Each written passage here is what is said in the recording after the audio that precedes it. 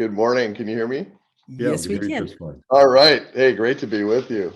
This is a bit of a tradition now in the industry that you all have started, and it's great to be here with you on Friday. And as Judy just said, I'm here in Nashville. And matter of fact, just kind of look out my hotel room. There's Nashville right there. Wow, And last yeah. night we were here for the NASCAR year-end meetings and awards event. So it was really a special evening for sure. It was great. And for Chevy, last night was an opportunity to celebrate two manufacturers championships, one in the NASCAR Cup Series, and the NASCAR teams delivered 19 wins for Chevrolet during the season, which was really super. And then in the Xfinity Series, another manufacturers championship, and the Chevy teams delivered 24 wins. 72% of the races were won by Chevy drivers, which we certainly love. We didn't get the drivers championship, so there's always more to do in motorsports. Every year you accomplish some of your goals, and then others you got to put on the top of the list for the following year. But it was a great event, Judy, and super proud to join you here on Friday before I head back to Detroit. Well, Great. we're honored to have you. So you're in good hands with Paul. Great. Hey, Paul, how are you? And thank you for having me. Oh, it's great. This is a tradition now. We've been good at closing out the week together here. Jim, and Yeah, congratulations to all your success this year and your hardworking team. Thank you. Really impressive. You didn't mention that you had 19 victories at Cup, and this is your 41st Manufacturers Championship, which is more than twice the number of Ford and Toyota combined. So congratulations, you got some hardware. Yeah, that was really a tribute to the teams. It's as you know, in this sport and in your business too, it's about the people on the team, and we've got tremendous partners between Hendrick Motorsports and Roots Racing. Trackhouse is an amazing story. They purchased the assets from Chip Ganassi, kept the key people, put Justin Marks and Ty Norris into the mix, and really their philosophy, and just had a phenomenal year with Daniel Suarez and Ross Chastain, and then beyond those three teams, certainly we've just had tremendous success with our other teams. Petty GMS Racing, put some wins on the board. JTG, always delivers a strong. Colleague ran some races in the top series as well. It was a tremendous effort. I mean, that's what it takes, team effort. And the same thing in the Xfinity Series. And one thing I would just say on the Cup side is that new car. Our team led by Dr. Eric Warren and Pat Sui and everybody on the Chevrolet and GM side really engaged that new car opportunity and took advantage of it and worked with our teams to work with NASCAR to make that car a reality. And it's been exciting to see the tight competition and so many different winners in that series. So really proud of the effort. Well, you should be. And, you also managed to rack up your 500th win in the Xfinity Series this year with Josh Berry driving to victory in Las Vegas. So that's Las impressive. Vegas. Yeah, I was there for that one. That was really special. And, to think about when I started in these kind of motorsports roles, to think we would get to those kind of numbers was almost a dream. And so when you do them, you want to keep adding to the number, and it just takes hard work and preparation, as you know, in motorsports and in your business, the same thing. We got to prepare to add to that. But it's a special year for sure. Many of the objectives accomplished and some not, and so we got to keep digging as we go into 23. Yes, but you've got a diverse portfolio of racing programs here, and I think we'll stick with NASCAR for a moment, since you're in Nashville, to celebrate the success you've had there. And I know there's some things that eluded the brand this year: Daytona 500 victory, or the drivers championship, things that are on your to-do list for the coming year. But you were ready for this new car. We were. You were really ready. That was apparent. Yeah. From the get-go. The team engineer, they spent the time working with NASCAR. Actually, it was a collaborative effort between the three OEMs and NASCAR and the teams, race teams across manufacturers, and to make that car a reality. And so, but we had to do our part on the pieces and parts that we could affect and get had to get through the approval process. And our team did it in a very kind of efficient way. And really looking at the total performance of the vehicle, we did a tremendous amount of simulation work, driver in the loop work, CFD work into the actual tunnels, and then on track testing, which is fairly limited. And so the car for us showed speed right away. We didn't win the opening race at the Coliseum, but we showed speed, and obviously won 19 races with so many different drivers. But Hendrick alone had 11 wins, another 11 win season. Chase Elliott was at the top of the list there, but almost every one of our key partner teams and most of our teams actually put some wins on the board. And that was exciting in the industry because so many different winners, you didn't know what was going to happen week to week. And then the car, I think, was an enabler for some of the new teams. Justin Marks in his second year was able to put wins on the board. Petty GMS, of course, Petty's got a long history, but now with Maury Gallagher as a partner, able to get a win on the board with Eric Jones, who we think the world of as well. So it's been, great to see that the car has enabled, some of the teams that have not, had tons of wins get on the board. It's been great, and I think the fans have enjoyed it as well. Yes, and I also just as a fan of the sport, I just have to say it's a really good looking race car, and I think that objective was met as well. For sure, yeah. It looks closer to production than ever, which is great.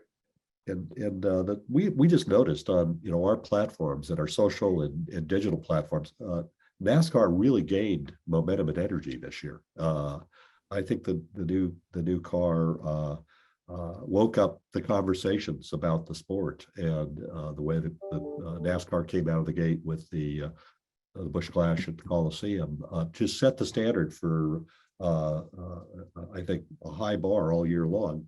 This was going to be an accelerating momentum, and I think as the year finished, we saw a return of a past champion to run limited races next year in Jimmie Johnson. Yes, super exciting. Obviously Jimmie's 7-time champion and had a long history with Chevrolet, from off-road truck racing through ASA and briefly in Xfinity and then up to the Cup Series and with I think 85 wins and 7 championships. So when he went over to IndyCar, it's interesting. He was going to do tests with different teams, including Arrow McLaren and Ganassi, and we had the Arrow McLaren set up, and I think in the middle of COVID got canceled.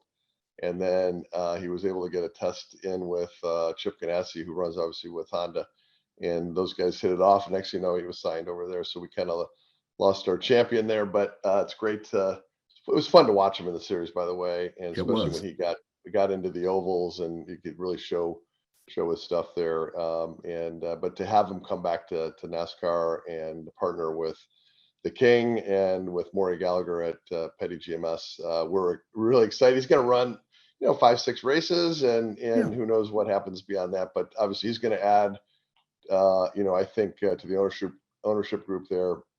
A lot as Noah Gragson comes in, and with Eric Jones, obviously he has a win. It's going to be, I think he's going to really help the team in a big way. So it's great to have him back, and his energy is amazing. I don't know if you've talked to him recently, but he is very energized about the opportunity, and also to come back and run some races. It'll be fun to have him back on track.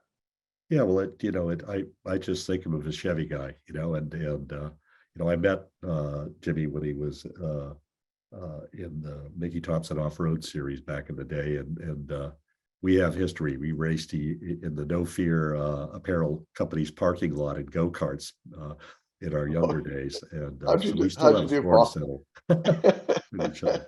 But that's great.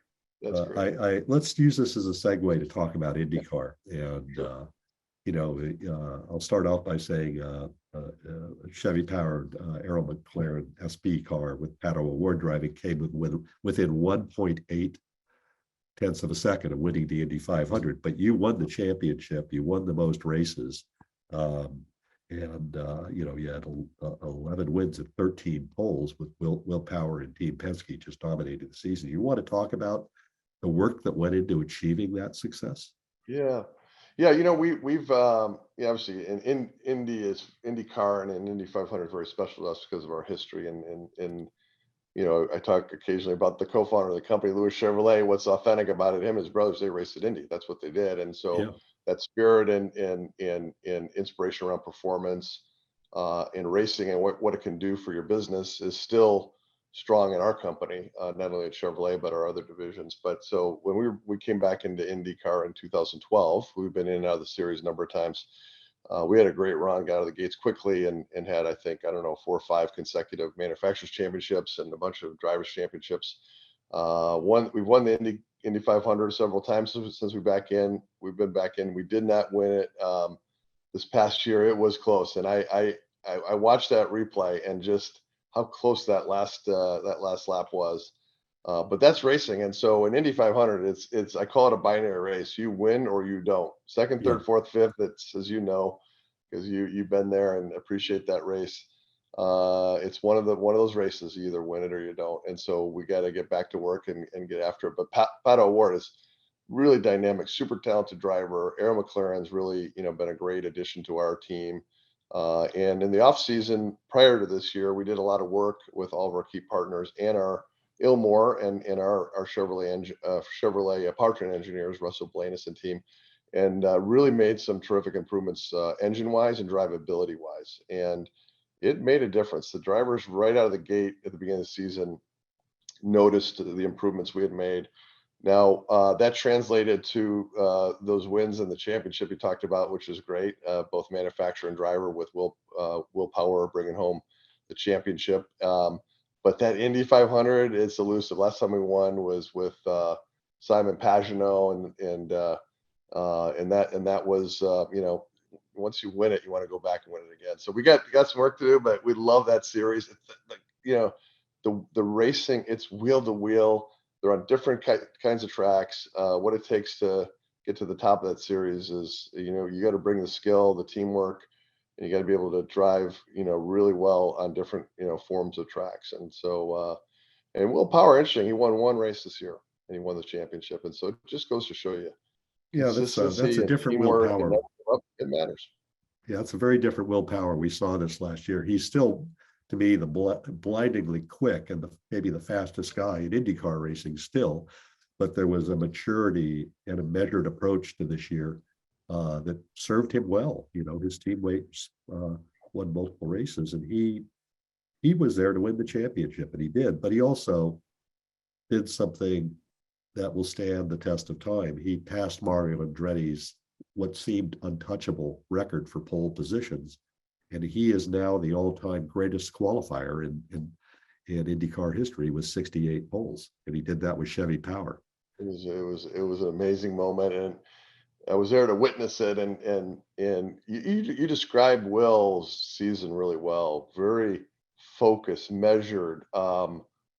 Really, kind of keeping the passion and the energy there, but keeping the emotions in check to deliver really consistent performances. But that moment there when he surpassed Mario was very special. And it was interesting because I was standing kind of around Will in his car as he was getting out, and I watched Mario Andretti making a beeline. He wasn't talking to anybody, but he was going right to Will to congratulate him. Mario Andretti is not only one of the best racers of all times, he's a first-class guy.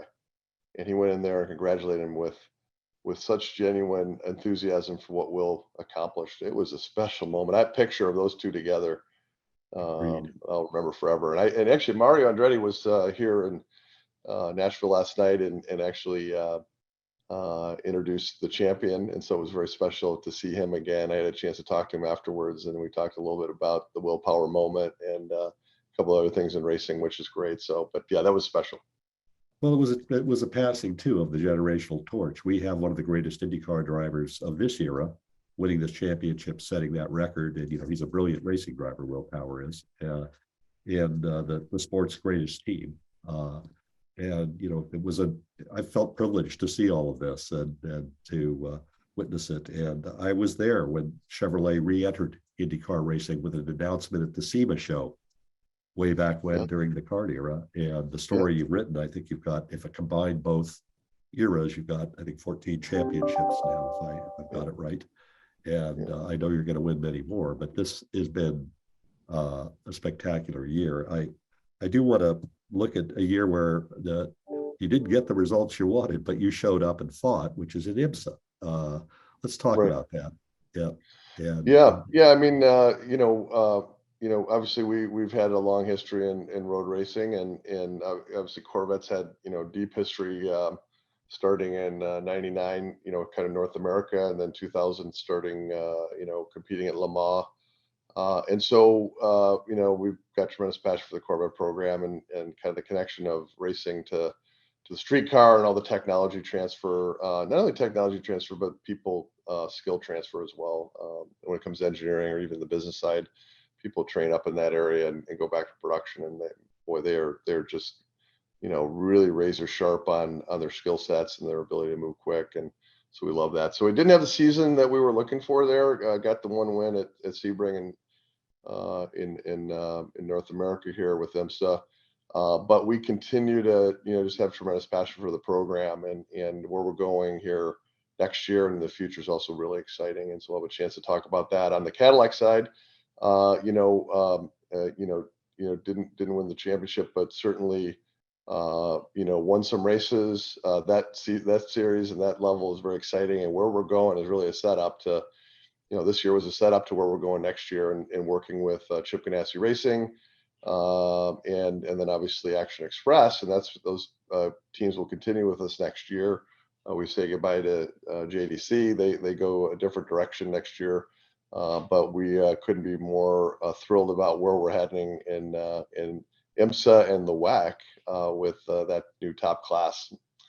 It's very exciting. And so we've been doing what we do in the car business. You're in the car business. We're manufacturing and selling our current model while we're working on our future models, and engineering, design, testing for the next generation. And we're doing the same thing in racing, of course, by running the DPI while we prepare for the LMDH and the hypercar era for us next year, which is we're ready to debut here. We got a test here in December, required test by the series, and then of course the Roar, and away we go at the Rolex 24 Hours of Daytona. And a brave new era for the sport globally.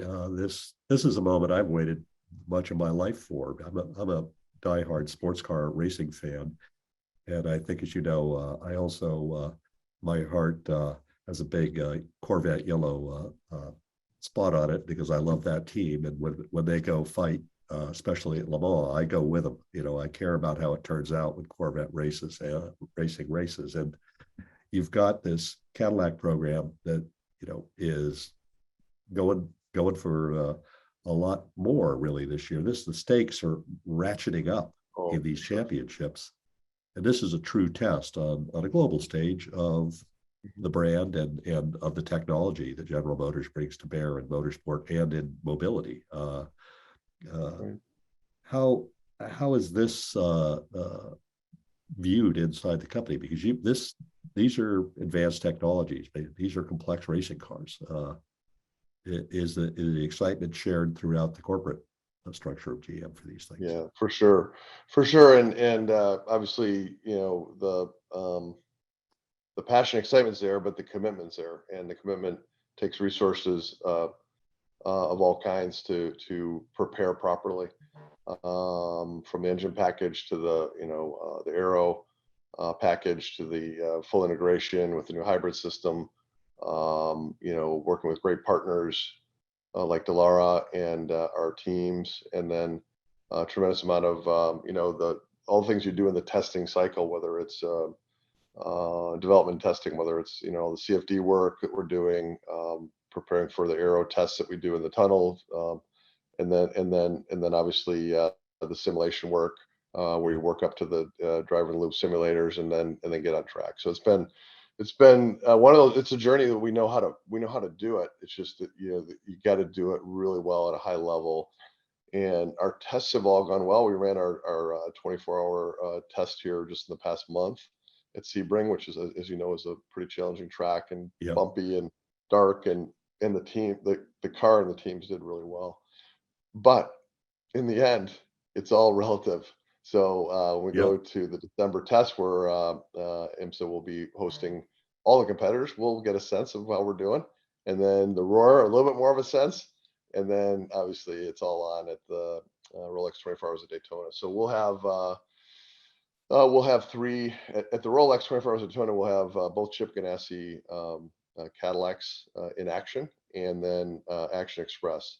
So we'll have three entries there at the race, and then after that, we'll send one of the Chip Ganassi vehicles to the WEC series full time, and they will run the full WEC season. And then the other Chip Ganassi Cadillac will stay here in the IMSA series. And of course, Action Express will be based here in North America. And then we've got, Le Mans is always an aspiration, and while we think we've got line of sight on how we're going to get there, you still do need to get an official invitation to go to that race. But our hope is that we would have the opportunity to run our Cadillacs there at Le Mans. That's the goal. We're planning for that. And then on the Corvette side, we'll run a GTD Pro entry here with the number 3 Corvette C8R with Garcia and Jordan Taylor, and then we'll run a GT Am entry in the WEC, and that'll be a full-time entry with Ben Keating and Nikki Katzberg, and they'll announce who they end up selecting for their other driver for the long endurance races. So it's exciting time in sports cars. I'm with you. And my first job on Corvette, I was in 1998, and I've told the story before I came here. I've told it here, but my first day on the job, I rolled into work, and I was so excited to work on Corvette Camaro. I couldn't wait to get to work. I think I was the first one in the office, and just because I was so excited to be there. And on the desk, I hadn't been in this office before, there was a file that said R99, just a regular folder with somebody handwriting R99 on it. So I opened it up, and it was about a prospective race program for Corvette, and I couldn't have been more excited. And so there had been a lot of pre-work on it, but one thing that had not been done in that program is the final funding had not been signed off on. So these programs are all great. You need to fund them. And so that was my job over the first one of my jobs was to figure out how do we align the proper funding in the company. And we eventually did that with the support of the organization, including at the time, John Middlebrook, and off we went. We were racing Corvettes, and it was something, that development cycle, and drivers like Ron Fellows, and working with Pratt and Miller, and the journey's been unbelievable. And the first race in 1999 at the Rolex 24 Hours of Daytona, I will never forget it, never ever. We led like 17, 18 hours. I may have told you the story before, Paul. 17, 18 hours. We led the class. I'm like, oh my God, this is amazing. Yeah. And then, as you can imagine in racing, everything that happened. We had issues. Somebody ran into us. We had an issue with the engine. We just had every issue, but we finished on the podium, and it was just an amazing start of our journey. And then we went on eventually the following year to get to Le Mans, which was always a dream of the company. So it's been great. We love sports car racing, and now we'll have a chance to run with Cadillac at the top series, not only here but in WEC, and we hope at Le Mans with a formal invitation. And that's I think it's going to be one of these epic stories on both levels of motorsport in this century. Is this is the war of the worlds? It is. It truly is. And I wanted to pivot over now to want to talk about your success in the NHRA.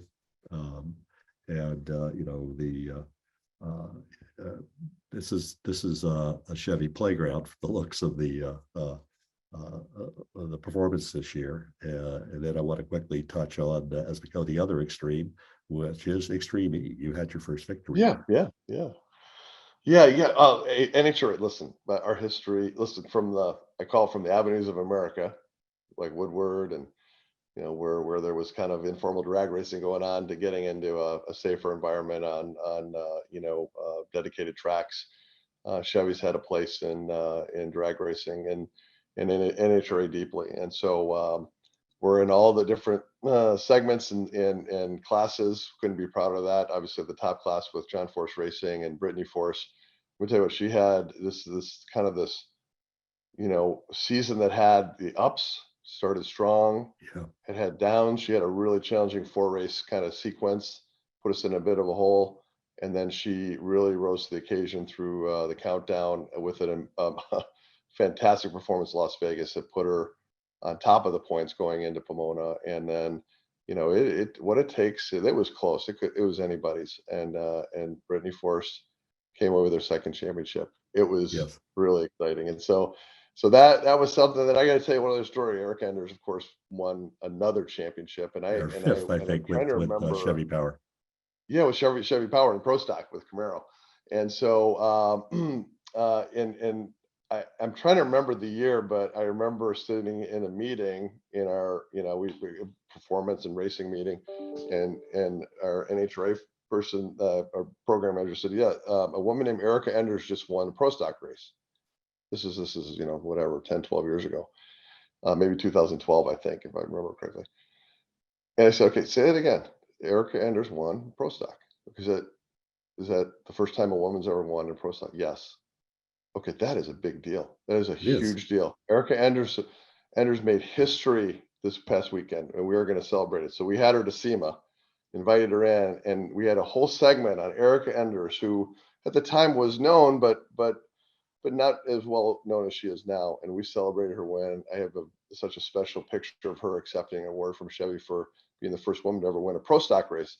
And she's gone on to win so many races, 30, 35, 36 races, and another championship. And she's done it all with Chevrolet, which we're so proud of. What she's accomplished is incredible. And every weekend she's a threat to win. And she had a great season. Super proud of that. Well, you should be. And what's fantastic there is you see two women at the top and recognized championships winning overall against men, which is really one of the great things that NHRA has done. I just want to rewind back to IndyCar. You've been a supporter of Beretta Autosport, which has generated tremendous energy in our social media and our page views whenever they race. Can you tell me the reason why Chevrolet has stood behind that team? Yeah, I've known Beth for a long time. As a matter of fact, she's become a great friend, and I actually knew her when she worked at Aston Martin. I met her at a Auto Week event at affiliated with the New York Auto Show some number of years ago, and I got introduced from Dutch Mandel, who was, of course, at Auto Week, introduced me to a woman named Beth Prada. So I got to know her when she was leading, Aston Martin. I think she had half the country in terms of the dealers and the marketing, and doing a great job. And so we got to become, professional friends, and then over time got to know her a little bit better. Then she joined eventually FCA at the time, and got into the motorsports leadership and running the brand side of SRT. And so, like you do at the racetracks, you see a lot of your colleagues from different car companies. They got to know her a bit, and then we became great friends and fierce competitors. And she's a fierce competitor, I will tell you that. And I have a lot of respect for Beth. And then we had a chance to potentially work together in IndyCar, and this is going back some number of years. We made a commitment we would support her, relative to what we do on the engine side. When she first started, kind of outlining her vision, and then we eventually got to the Indy 500 together when she had affiliation with Penske a couple of years ago. And then obviously this past year with Ed Carpenter, ran 5 races on the road course side, and couldn't be prouder. And it's amazing when they race, what happens on social media is incredible. And then it's certainly young women around the world are energized, and they want to know more about what Beth and her team are doing. Female owned, female driven, roughly, female majority, I call it maybe 70% of the women that run the team are there, working with Ed Carpenter this past year. And Ed's been a great friend. And it's been just so exciting to see what she has done, and what she can do in the sport is amazing. So love that program. And it's kind of, there's constant struggles in racing for everybody who's trying to become a team owner. And if you go back to the days of when Richard Childress became a team owner and listen to his story, it was a hard fought battle. And it isn't easy. So becoming a team owner is not easy. It looks easy. It's hard. And so I really commend her and admire her for what she's doing.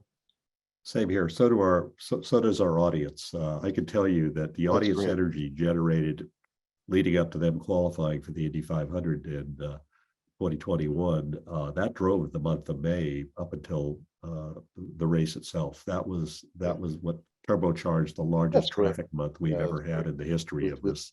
Our we think the website world of it. was Beretta Autosports. So Yeah, I think there's a the world of lesson it. to the entire industry in that. And Yeah, no doubt. as I leave you, I just say congratulations on racking up your first win in Extreme E. I think that's a new frontier Yes. for the Hummer brand, and Yeah, you've thank got a you. lot going on, Jim. Yeah, for sure. Just one last thing, NHRA, in addition to those two championships, David Barton won the factory stock showdown, and so it was, and then we won the manufacturers championship there, and then we are using Extreme E as a way to learn about racing in an fully electrified world. A lot of the series, we've got a hybrid element, which is a form of electrification for sure, and it's kind of maybe an interim step when we look down the road, but that Extreme E is exciting. We're learning a ton, and it's exciting, the racing in these amazing places, and we love the kind of this focus on equity, environment, and EV adoption, and they've done a terrific job of it. We got our first win. We came in fourth in the championship, but boy, we have learned a ton, and that's what you have to do in racing. Racing is a great place to learn. Yes, as Mike Hull said to me when I was making excuses to him once when I was a young racing driver, racing is learning. So he was right. Yeah. I admire Mike Hull for a lot of reasons. He's one of the people that has really demonstrated how you learn in fast cycles and adjust what you're doing every day for the next green flag. And I admire that. And I see that in a lot of the race teams. They're the ones that rise to the top have the ability to learn quickly and then take the learning and adapt quickly. So, well, team, thank you for having me on. This is always it's a reminder we're at the end of the season, and thank you for having me on. I've really enjoyed it. So, Paul, thanks for the time. Judy, Always enjoy it, thank Jim. you all. All right, Yeah. thank you. Thank you, Jim. Thank you very much. Registering on EparTrade is easy. To start, click on the Join for Free button on the homepage. First, search your company to see if it's already in our database. If you see your company on the list, click on it to select it. Then, choose Claim Company if you are one of the decision makers, an owner, marketing person, or main company contact. Or choose Join Company if you are an employee, and press Continue. If you couldn't find your company in our database, select Register a New Company. On the following page, fill out your name, email, phone number, job title, and choose a secure password. If you chose Register a New Company, you'll need to choose your business type. Select Supplier if you're looking to display products or services and connect with buyers. Choose Racing Business if you're looking to source new parts and connect with suppliers. Choose Race Team if you own or are a member of a professional race team. Then, enter your company name. Please provide a website, Facebook page, or LinkedIn if you have one, and choose to either claim or join the company. You can view and agree to our terms of use here. If you'd like to receive our weekly newsletter, choose Accept. Finally, click Register Now and your registration will be submitted for approval. An email will be sent to your inbox. Please confirm your email address and you will be approved shortly. Welcome to EparTrade.